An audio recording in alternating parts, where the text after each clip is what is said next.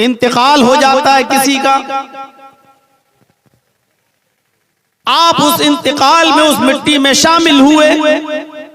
जो लोग हज या उम्रा करने गए होंगे उनको मालूम होगा कि मस्जिद नबवी के साथ एक कब्रिस्तान है जिसको जन्नतुल बकी, बकीउल गरकद कहा जाता है, जहां सहाबाए किराम की कब्रें मौजूद हैं।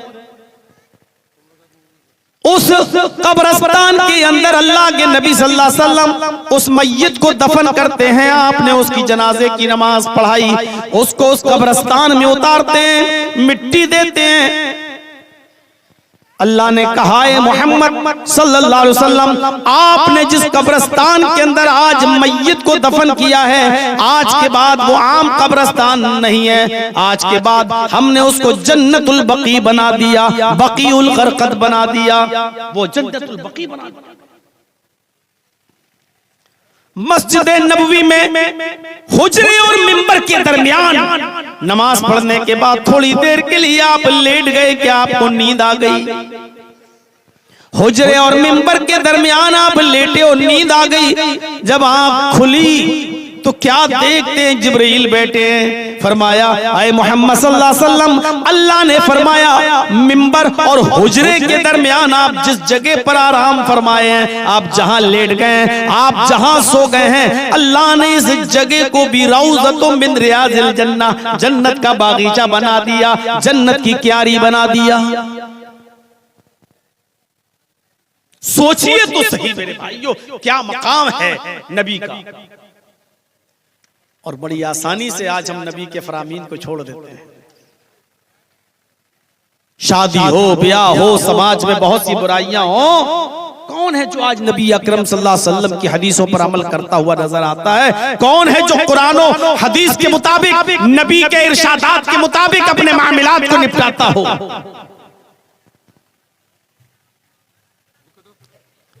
खाने काबा में एक रकात पढ़े तो 1 लाख रकात, मस्जिद नबी में पढ़े तो 1000 रकात बना दे। जिस मैयत को कब्रिस्तान में दफन करें वो कब्रिस्तान जन्नतुल बकी बन जाए, जिस जगह सो जाएं वो रौज़तुम मिन रियाज़िल जन्नह बन जाए। ये मकाम अल्लाह रब्बुल आलमीन ने मुहम्मदुर रसूलुल्लाह को दिया है। और इतना एतबार किया है अल्लाह ने अपने नबी पर कि पूरी दुनिया के मुसलमानों को ये हुक्म दे दिया, मा आताकुमुर रसूलु फखुज़ूहु व मा नहाकुम अन्हु फंतहु। लोगों, मेरा नबी तुम्हें जो दे, मेरा रसूल तुम्हें जो दे वो ले लो। अल्लाह ये भी कह सकता था, मेरे बंदो मैं तुम्हें जो दूं वो ले लो, लेकिन अल्लाह ने ये नहीं कहा कि मैं जो दूं वो ले लो। अल्लाह ने कहा, मा आताकुमुर रसूलु फखुज़ूहु, तुम्हें मेरा रसूल मोहम्मद जो दे वो ले लो। मोहम्मद रसूलुल्लाह पर इतना भरोसा, इतना एतबार, इतना एतमाद, वो तुम्हें जो दे आंख बंद करके ले लो। व मा नहाकुम अन्हु फंतहु, और तुम्हें जिन कामों से रोके उससे रुक जाओ। और कीजिए, नबी ने जो दिया वो हमें मानना है, नबी ने जिन कामों से रोका उससे रुकना भी दीन है। नबी ने जिस काम से रोका अगर हम उससे रुक रहे तो वो भी दीन है। अब देख लीजिए, वो चाहता तो हमें और आपको किसी और मखलूक में भी पैदा कर सकता था, लेकिन उसने हमें और आपको इंसान बनाया, और सिर्फ इंसान बनाकर ऐसे ही नहीं छोड़ा, हमें मुसलमान घराने में पैदा किया। ये उसका एक और एहसान। उसने हमें और आपको इस्लाम की दौलत से माला माल किया, मजहब इस्लाम अता फरमाया। ये उसका एक और एहसान। उसने हमें कुरान करीम जैसी मुकद्दस किताब दी, एक दस्तूरुल हयात, एक बैनुल अक़वामी किताब उसने हमें और आपको अता फरमाई। जिंदगी गुजारने के उसूल और ज़ाब्ते उस किताब के अंदर मौजूद हैं, जिसकी तशरीह की गई अहादीस के अंदर। क़यामत की सुबह तक तमाम सैहूनी और सल्जूकी ताकतें मिलकर भी ज़बर व ज़ेर तो बहुत दूर की बात, उसका एक नुक्ता भी अगर बदलना चाहेंगी तो नहीं बदल सकते। ये है उस किताब की आज़मत, जो उसको बदलने की कोशिश करेगा वो खुद बदल जाएगा। एक साहब उठे थे जिसका नाम आप सब जानते हैं, वसीम रिजवी के नाम से। कुरान को बदलने की कोशिश की, सुप्रीम कोर्ट के अंदर एप्लीकेशन भी दी, रिट भी दायर की, कुरान के अंदर से 40 आयतें निकाली जाएं। ये लड़ाती हैं, झगड़ा कराती हैं, जिहाद के लिए उकसाती हैं। रिट भी दायर की, उल्टा ये रिट खारिज भी हुई, जुर्माना भी लगा। चला था कुरान को बदलने के लिए, अल्लाह ने उसी को बदल दिया। अब वो रिजवी से त्यागी हो गया। अब सुनने में आ रहा है कि जिस धर्म को उसने कबूल किया वहां के लोग भी अब कह रहे हैं कि ये मरेगा तो हम इसको शमशान घाट में जलाएंगे नहीं। इधर उसकी कौम और समाज के लोगों ने भी उसको निकाल दिया है, हम भी अपने कब्रिस्तान में इसको दफन नहीं करेंगे।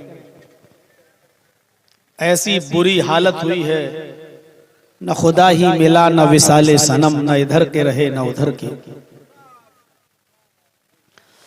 तो हमें अल्लाह का शुक्र अदा करना चाहिए कि उसने हमें और आपको कुरान करीम जैसी मुकद्दस किताब दी, और उसने हमें और आपको जनाब मोहम्मदुर रसूलुल्लाह सल्लल्लाहु अलैहि वसल्लम का उम्मती बनाया। हमें नबी अकरम मोहम्मदुर रसूलुल्लाह जैसा नबी अता, वो शरीयत उनकी हमें अता फरमाई। ये बहुत बड़ा एहसान था, बहुत बड़ी नेमत। अल्लाह ने इसी नेमत को याद दिलाया।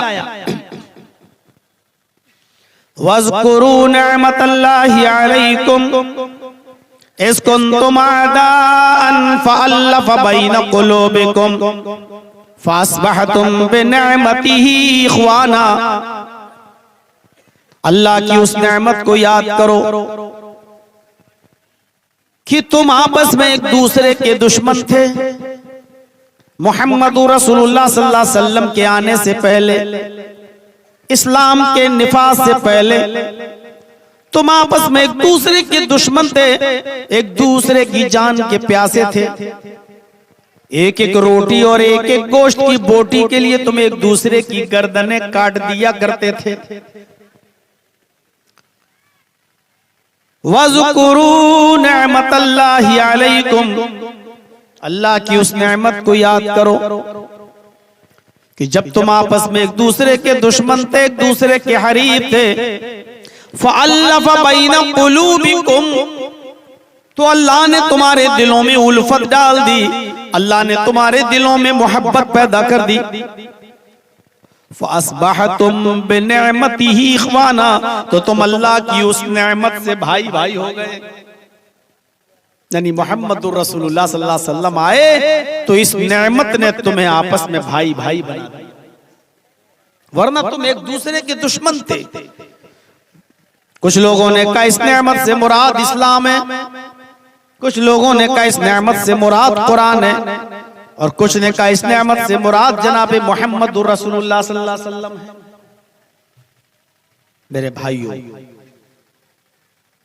मोहम्मदुर रसूलुल्लाह सल्लल्लाहु अलैहि वसल्लम की तालीमात ने हमें आपस में भाई भाई बना दिया।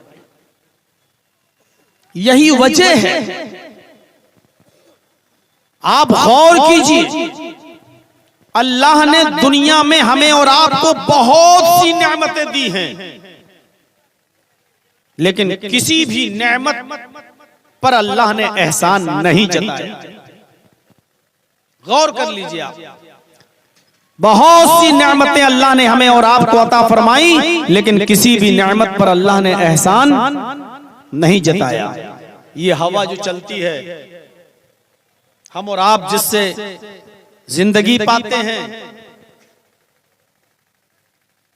10 मिनट के लिए अगर रुक जाए तो जिंदगी अजीरन हो जाती है। जिन लोगों ने हवाई जहाज का सफर किया है उनको अच्छी तरीके से मालूम होगा, जब प्लेन में बैठते हैं तो एक एयर होस्टेस आपको इंडिकेट करती है, डायरेक्शन देती है फिजा में उड़ते हुए। अगर आपकी ऑक्सीजन का लेवल कम हो जाए तो ऑक्सीजन मार्क्स अपने आप आपके पैनल से नीचे आ जाएंगे। अच्छी तरीके से अपना नाक और मुंह ढांप कर रखिए और सांस लेते रहिए। आप अंदाजा लगाइए अल्लाह कितनी वाफर मिकदार में हमें और आपको यह हवा देता है। लेकिन अल्लाह ने यह हवा दी हमें और आपकी जिंदगी के लिए, लेकिन एहसान नहीं जताया। मेरे बंदो, बहुत बड़ा एहसान है मेरा, हमने तुम्हें हवा दी, एहसान नहीं जताया। ये पानी जिस मौजूदा दुनिया में हम रहते हैं उससे 3 गुना ज्यादा पानी है। अगर इस दुनिया के 4 हिस्से किए जाएं, पूरी वर्ल्ड के, पूरी दुनिया की, तो सिर्फ खुश्की 1/4 है। 3 गुना पानी है। 4 हिस्सों में सिर्फ 1 हिस्सा खुश्की, 3 गुना पानी। अल्लाह ने इस वाफर मिकदार में हमें और आपको पानी दिया, लेकिन उसने ये नहीं कहा कि मेरे बंदो मैंने तुम्हें पानी दिया, ये मेरा बहुत बड़ा एहसान है तुम्हारे ऊपर।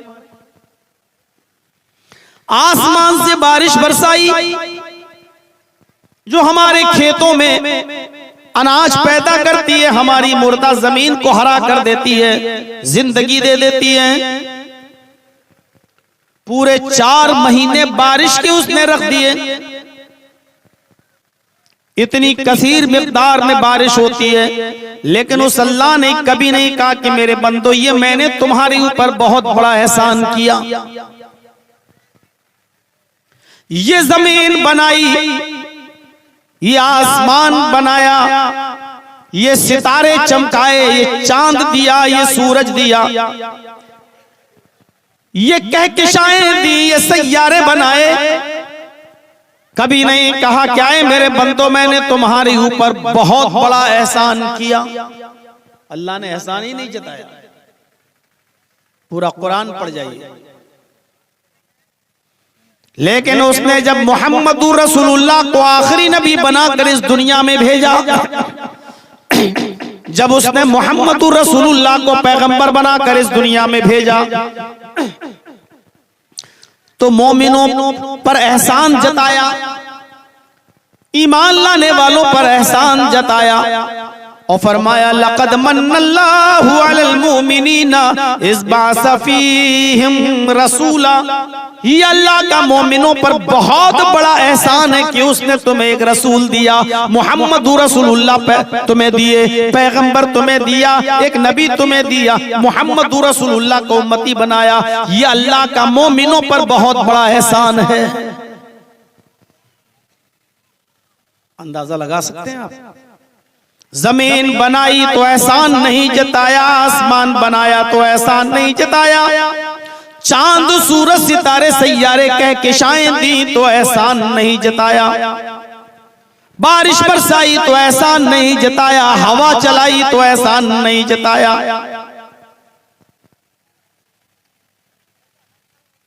पानी दिया तो एहसान नहीं जताया। लेकिन जब मोहम्मद रसूलुल्लाह को आखिरी नबी बनाया तो एहसान जताया। ये हमारा मोमिनों पर, अल्लाह का मोमिनों पर बहुत बड़ा एहसान है कि उसने तुम्हें मोहम्मद रसूलुल्लाह जैसा नबी दिया। नबी की आज़मत और नबी के मकाम को पहचानने की कोशिश करो। यह है नबी का मकाम। हम भले ही अपने समाज में, अपनी सोसाइटी में, अपने मुआशरे में मोहम्मद रसूलुल्लाह की नाफरमानी करते हो, मस्जिदों में करते हो, मदरसों में करते हो, समाज में करते हो, शादी ब्याह के मौके पे करते हो, आपकी तालीमात पर अमल न करते हो, वो एक अलग मसला है। लेकिन मोहम्मद रसूलुल्लाह के मकाम और मर्तबे को देखिए, कैसी आजमत से नवाजा है अल्लाह ने।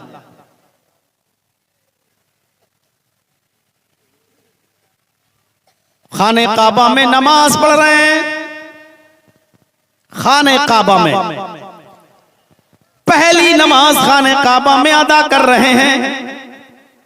नबी बनने के बाद, रसूल बनने के बाद जब खाने काबा में आपने पहली मर्तबा नमाज अदा की, मक्के में खाने काबा में जब पहली मर्तबा नमाज अदा की, नमाज पढ़कर फारिग हुए,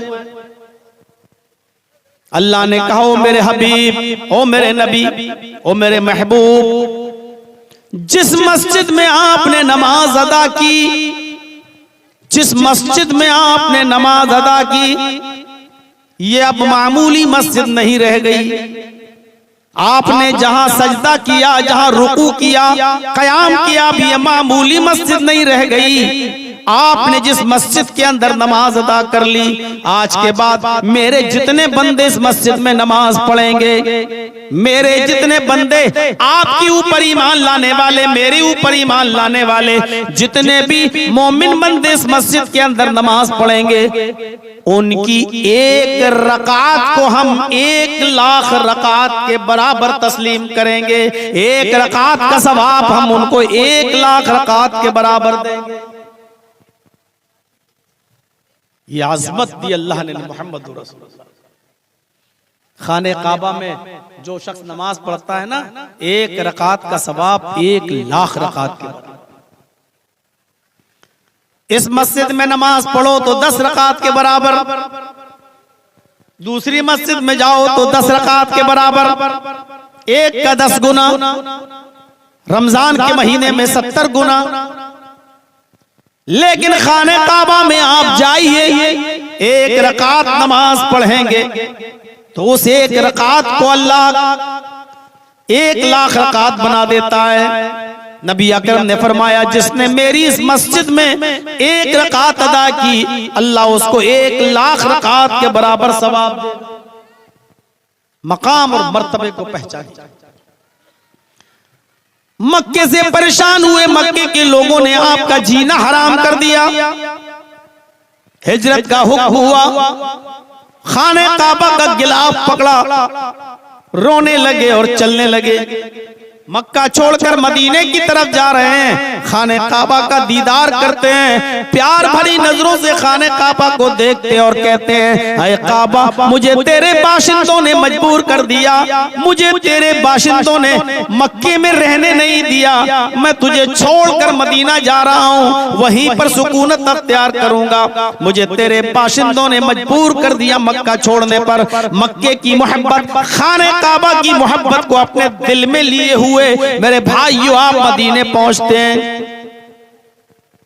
मस्जिद नबी की तामीर होती है, मस्जिद नबी में नमाज अदा की जाती है। जब आपने मस्जिद नबी में नमाज पढ़ी तो अल्लाह ने कहा, ऐ नबी, आपने जिस मस्जिद के अंदर नमाज अदा की है, हमने उस मस्जिद में पढ़ी जाने वाली रकात को, एक रकात को 1,000 रकात के बराबर बना दिया।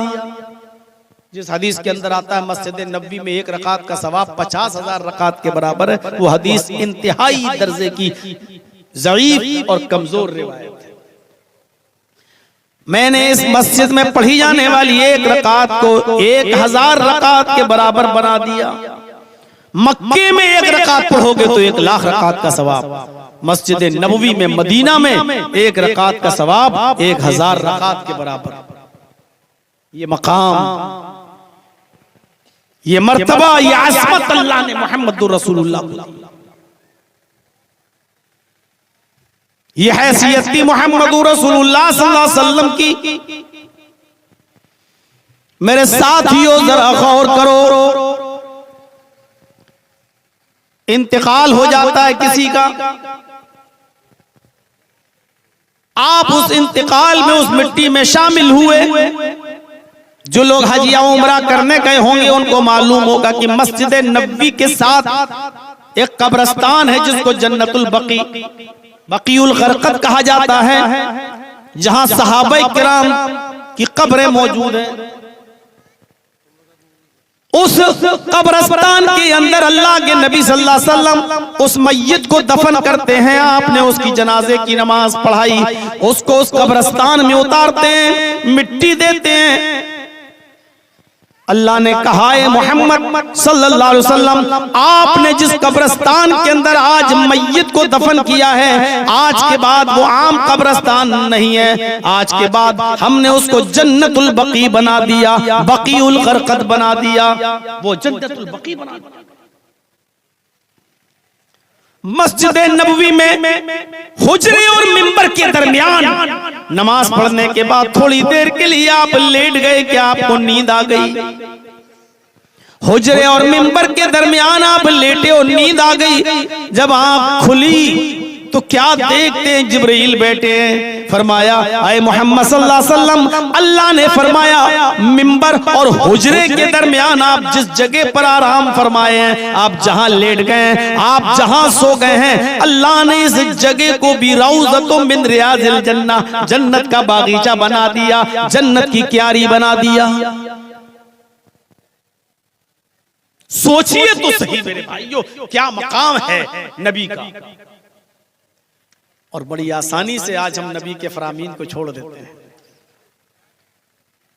शादी हो, ब्याह हो, समाज में बहुत सी बुराइयां हो, कौन है जो आज नबी अकरम सल्लल्लाहु अलैहि वसल्लम की हदीसों पर अमल करता हुआ नजर आता है? कौन है जो कुरान और हदीस के मुताबिक, नबी के इरशादात के मुताबिक अपने मामलात को निपटाता हो?